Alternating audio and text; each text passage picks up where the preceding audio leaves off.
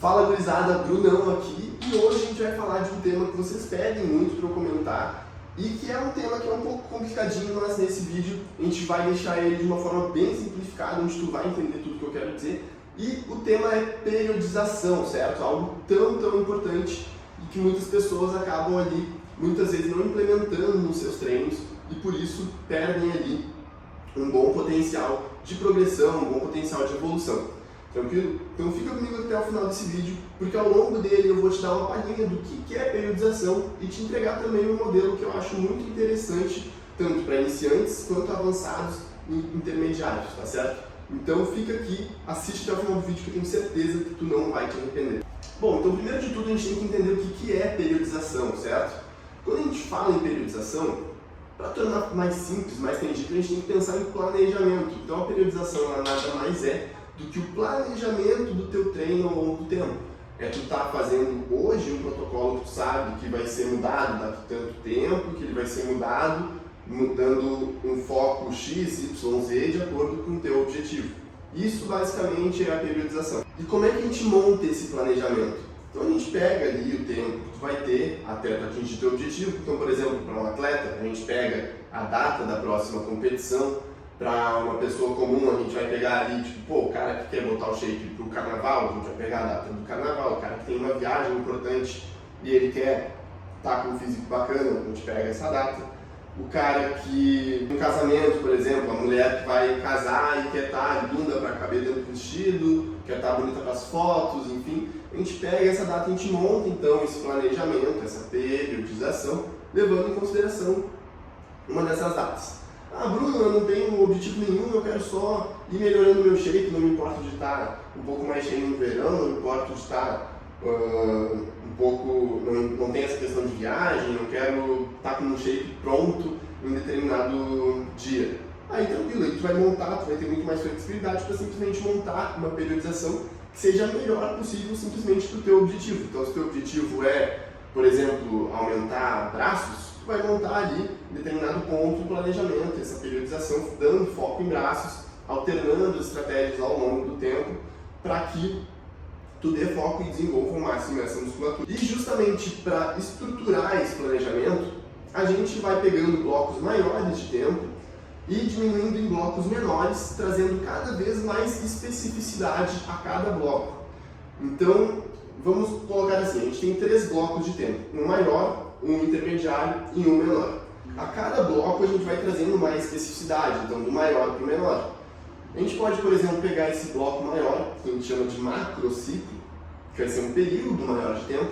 A gente pode dizer que o macrociclo vai ser um período em que o aluno, o cliente, o praticante vai focar em ganho de massa muscular, não em definição. Então, beleza, a gente definiu que no macrociclo a gente pode botar aí 4 meses. Nesses 4 meses o foco dele vai ser ganho de massa. A partir disso, a gente vai ter que, obviamente, estruturar um protocolo de treino para que ele siga ao longo desse período. Né? Não necessariamente vai ser um treino para seguir durante 4 meses. Então a gente pode definir que, pô, o cara lá disse que estava querendo ficar com mais peito, mais ombro, estava querendo largar a caixa, ficar com aquele aspecto em V.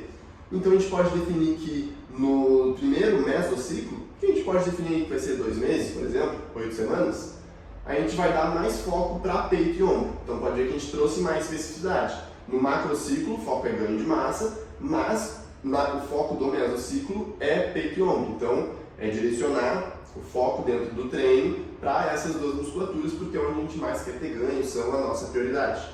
E no microciclo, a gente vai definir a forma que a gente vai estar trabalhando a cada ciclo de treinamento dentro dessas musculaturas. Então, por exemplo, no microciclo a gente normalmente coloca ou a semana, ou como eu gosto de colocar cada ciclo de treinamento. O que seria isso?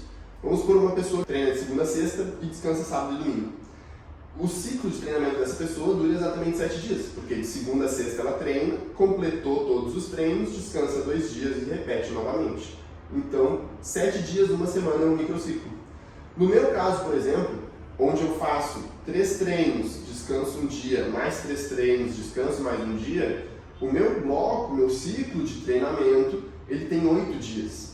Então, o meu microciclo, eu digo que são de 8 dias e não uma semana. Isso vai ser muito importante a partir do momento que a gente começar a implementar algumas estratégias que exigem um pouco mais de conhecimento para serem implementadas, mas que são muito importantes, como o microciclo de choque, por exemplo, que é um período em que a gente aumenta drasticamente o volume de treino, ou, por exemplo, o microciclo regenerativo, que é quando vem de bastante tempo de treino pesado, já começa a sentir, por exemplo, uma fadiga constante, já consegue sentir o teu rendimento nos treinos caindo, começa a sentir dores, incômodos nas articulações. Aí sim, para implementar esse tipo de estratégia é muito importante tu ter bem definido o teu microciclo, quanto que é esse período, para não acontecer de, por exemplo, no meu caso, que é um período de 8 dias, eu dizer, não, vou fazer ali então um microciclo regenerativo e aí eu faço durante 7 dias, só que daí tinha ainda um outro treino X, onde eu deveria fazer também um treino regenerativo, mas como ele passou para fora desse microciclo de 7 dias, aí eu já iniciaria um treino pesado de novo, isso poderia me prejudicar. Então, é justamente por isso que a gente tem que definir muito bem esses períodos de tempo.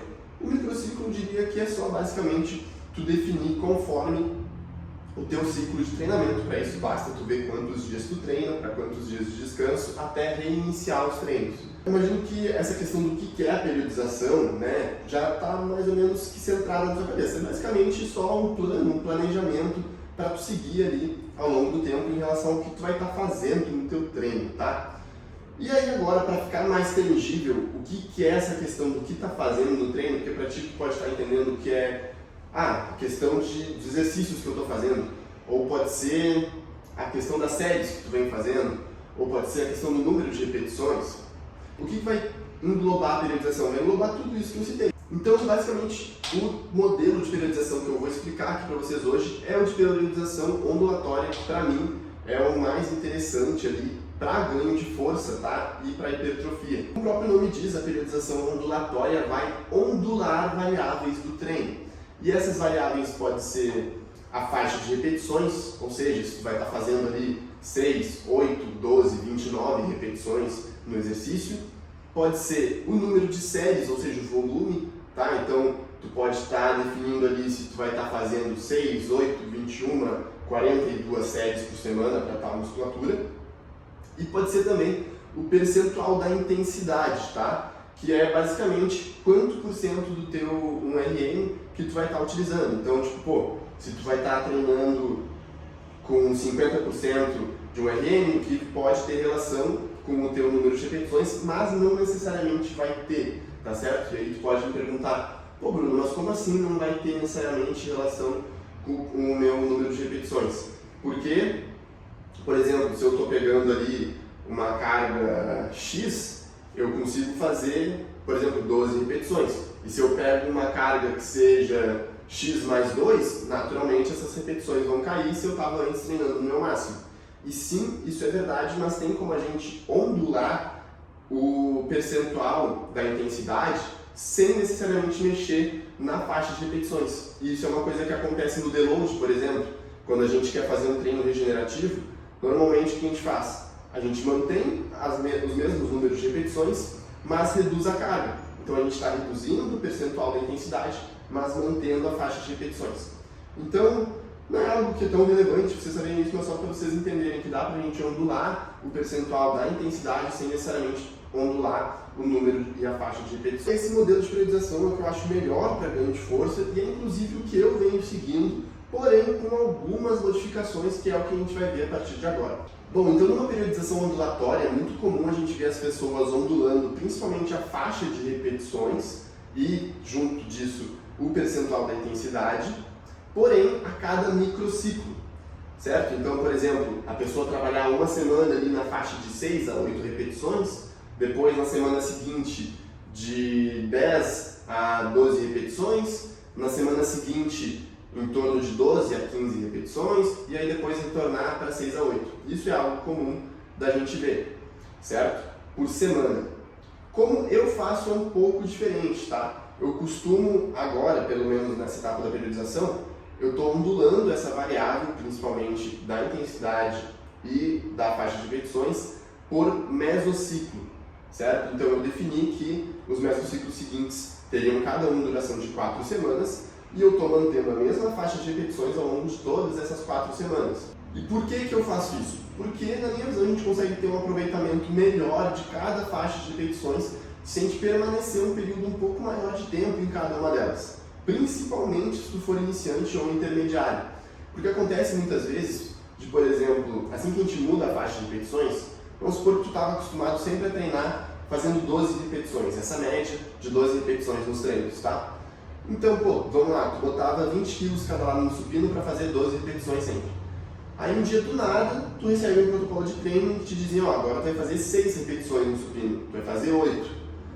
Vai demorar um pouco até tu realmente definir qual que é a carga ideal para ti. Então, vamos supor que tu tenha só um treino de peito na semana, pode ser que tu inicie ali no supino reto e aí tem 4 séries de supino. A primeira tu faz e daí tu sente que dá para aumentar um pouco mais. Na segunda tu aumentou demais e aí tu vai ter que reduzir um pouco. Na terceira tu acha a carga ideal para fazer as 6 repetições. Então tu só vai conseguir de fato ter um aproveitamento real da terceira e da quarta série. Por isso que dentro do meu protocolo de treino, dentro da minha periodização agora, como é que está funcionando? Eu vou ficar 4 semanas na mesma faixa de repetições. Atualmente essa faixa de repetições está de 6 a 8 repetições. Na semana 1, eu chamo de semana de estipulação da carga e manutenção. Por que estipulação e manutenção? Porque eu faço principalmente treino de peito e tríceps 2 vezes na semana, são praticamente os mesmos exercícios.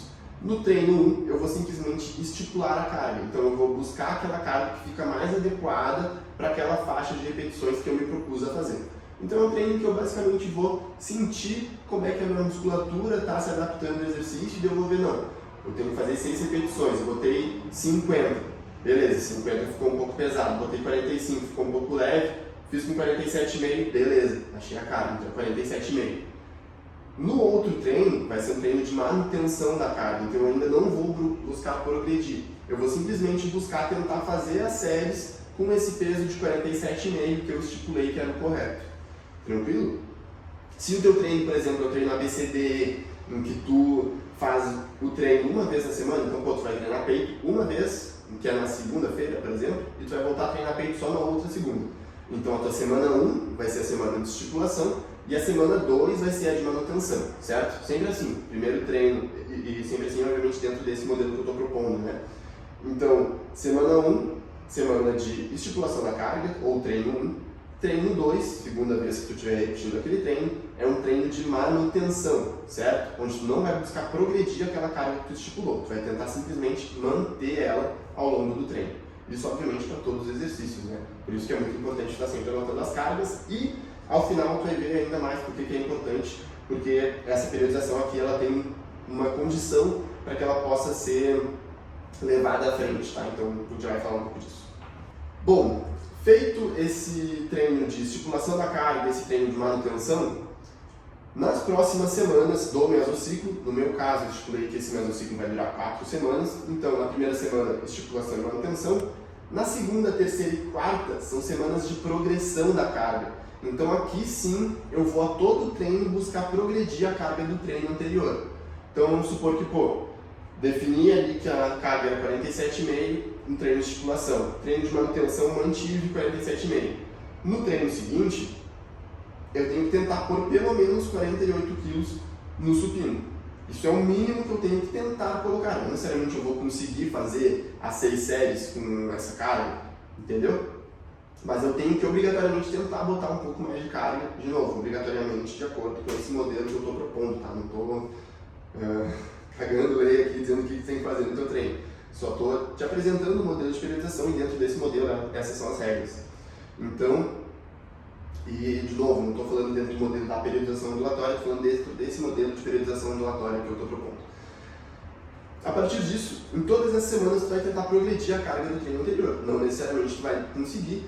Se acontecer de tu não conseguir, tu vai no treino seguinte tentar realizar com a mesma carga que tu não conseguiu no treino anterior. Então, por exemplo, vamos supor que na semana 1 eu estipulei e mantive a carga de 47,5. Na semana 2, que no meu caso já é uma semana de progressão, eu tentei com 48 e não consegui. Não consegui fazer as 6 repetições, saíram 5, então eu volto ali para os 47,5 e faço as 6. Na semana 3, eu tento novamente 48, Porque eu tenho que progredir essa carga dos 47,5. Se eu conseguir, perfeito, beleza. Na semana 3, então, eu consegui fazer 6 repetições com 48. Na semana 4, eu tenho que necessariamente treinar, tentar com pelo menos 49, 48,5, 49, 62, mas tem que ser um número maior do que 48. Então, necessariamente, eu tenho que na quarta semana tentar progredir aquela carga que eu utilizei na terceira e assim por diante, tá certo? Beleza, ao final dessas 4 semanas, encerra o mesociclo dentro desse modelo de periodização. Aí, o que eu faço? Tenho uma condição para o que eu vou falar agora, mas como é que funcionaria?